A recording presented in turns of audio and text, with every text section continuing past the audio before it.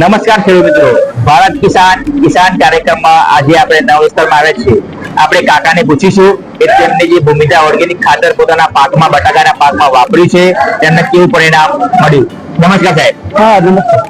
તમારું આખું નામ કહેજો, આપણું કંપો કહેજો અને જિલ્લો અને તાલુકો તમે જણાવજો.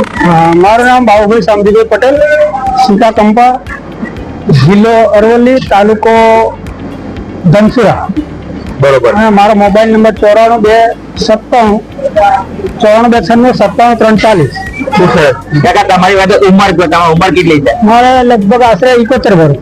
બરોબર છે. તો તમે કેટલા વર્ષથી ખેતી કરી રહ્યા છો? એમ આમ તો હું સર્વિસ કરતો હતો બરોબર, સ્કૂલમાં આચાર્ય તરીકે, પણ રિટાયર 2013 માં થયો. ત્યાર પછી અહીંયા અમારે ખેતીની જવાબદારી મારે આવી છે.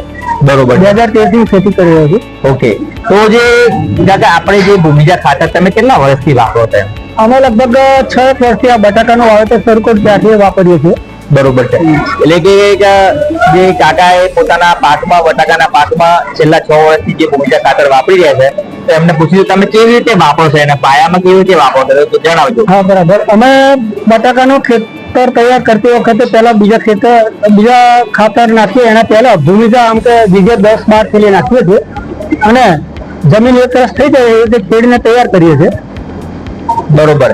તો એના પછી તમે કેવી રીતે ઓગાળી અને કેવી રીતે વાપરો છો? એમ હા, ત્યાર પછી બટાકા જયારે એક વખત એના પાળા બંધાઈ જાય પછી અમે શરૂઆતના સ્ટેજમાં લગભગ ભૂમિજા એક કપડાની અંદર બાંધી લગભગ 10-15 કિલો જેવું 500 લીટરની ટાંકીમાં અમે રાખીએ છીએ અને સાથે 500 લીટરમાં 2 કિલો જેવો ગોળ નાખી અને 2-3 દિવસ એનું ફર્મેન્ટેશન થાય એ રીતે એને રવા દઈએ છીએ અને ત્યાર પછી એને વાપરવા લાયક થાય છે. ડ્રીપમાં અમે ચડાવીએ છીએ. બરોબર છે.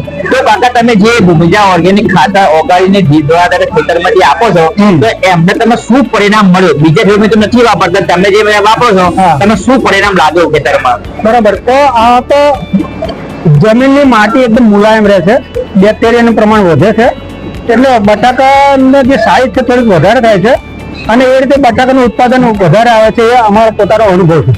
બરોબર છે. તો તમે જે પેલા ભૂમિજા ખાતર નતા વાપરતા ખેતરમાં અને તમે જે ભૂમિજા ખાતર પાયામાં નાખવાનું ચાલુ કર્યું અને ડ્રીપમાં ઓગાળીને આપવાનું ચાલુ કર્યું તો એમાં કેવું પરિણામ મળ્યું પહેલા અને અત્યારની કંપનીમાં જોવા જઈએ તો? બરાબર છે. પરિણામ સારું છે. ભૂમિજા બીજા ખાતરની સરખામણીમાં, બીજા ઓર્ગેનિક ખાતરની સરખામણીમાં અમે ભૂમિજા વાપરીએ છીએ તો એનું પરિણામ સારું છે અને ઉત્પાદન પણ સારું મળે છે. બરોબર છે.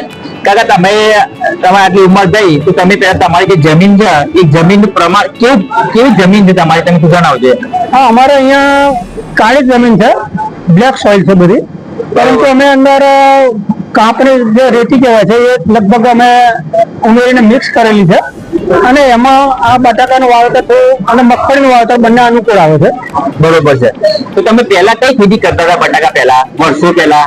બટાકા પહેલા અમે કપાસ ને તુવેર છે, દિવેલા છે, એ રીતે અમારે અહીંયા એનું અનુકૂળ વાતાવરણ હતું એટલે એ ખેતી કરતા હતા. બરોબર છે. તો ખેડૂત મિત્રો પેલા આ જમીનમાં પેલા કપાસ, એરંડા ને એવું વવાતું હતું. હવે એ જમીનમાં વિવિધ ઓર્ગેનિક ખાતરો નાખીને એને બટાકા લાયક થઈ ગઈ છે જમીન. આ જમીનમાં આજે તમે જોવા જઈએ ઉત્પાદન તો 400+ મણનું ઉત્પાદન મળતું હોય છે. એ ખૂબ સરસ કહેવાય એમ. અને આ કંપામાં ઘણા ખેડૂત મિત્રો ઓર્ગેનિક તરફ જઈ રહ્યા છે. આપણને ખબર છે કેમિકલનો કેટલો દુષ્પ્રભાવ સમાજ ઉપર આપણે જોઈ રહ્યા છીએ, પણ હવે ધીરે ધીરે આપણે પણ ઓર્ગેનિક તરફ જઈ રહ્યા છીએ. તો હવે આવતા વર્ષે તમે વાપરશો ભૂમિજા ઓર્ગેનિક ખાતર? હા, અમે તો લગભગ 5-6 વર્ષથી સતત વાપરીએ છીએ અને બીજા ખેડૂતને પણ અમે ભલામણ કરીએ છીએ કે આ બીજા ઓર્ગેનિક ખાતર કરતા આ ઓર્ગેનિક ખાતર છે એ થોડું કોસ્ટલી છે પણ ઉત્પાદન અને એનું રિઝલ્ટ સારું મળે છે, એટલે ઉત્પાદન પણ સારું લઈ શકાય છે. બરોબર છે. તો એ પરિણામ સારું મળતું હોય એટલે આપણને એ સરવાળે નફાકારક નીવડે છે એમ. હા. તો તમે જે કંપામાં જે ભૂમિજા ઓર્ગેનિક ખાતર વાપર્યું એ બદલ આપનો ખૂબ ખૂબ આભાર સાહેબ. નમસ્કાર. નમસ્કાર.